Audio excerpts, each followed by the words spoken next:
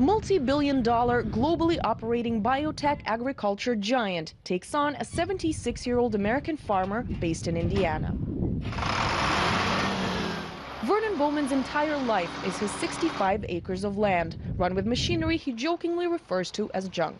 Monsanto, the corporation behind dozens of lawsuits involving farmers all over the world, creates and sells at 3 times the price of regular crops genetically modified soybeans able to resist weed killers.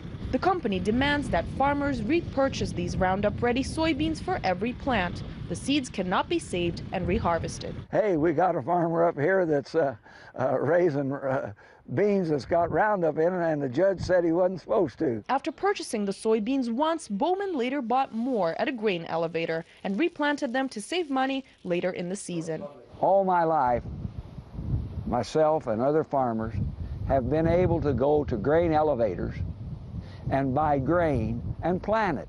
He assumed this was fine to do because there are no trademark logos on each seed, just on the bags you buy. They're a little round bean, about 1/4 of an inch round in diameter.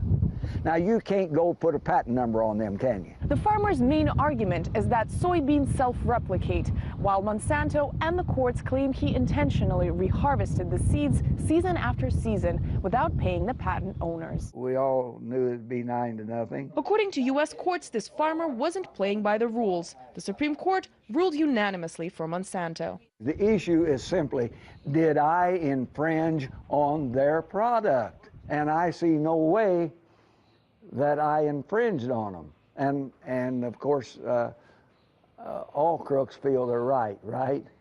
The U.S. justice system said Bowman used the blame the bean defense, pirating a patent while claiming to simply be reusing a crop. A corporate giant versus a veteran farmer battle it out all the way up to the Supreme Court in a case over crops patents. With a variety of possible interpretations of the law, judges rule against the farmer, demanding that he pay tens of thousands of dollars worth of damages. The fine, $85,000, money that Bowman says he simply does not have and never will. His lawyers work pro bono on the case. While the Supreme Court says each case is individual, concerns peak about how much of a precedent it will set, affecting individual farmers and the future of agriculture versus biotechnologies moving forward. I heard when I was a little kid that progress leads to destruction.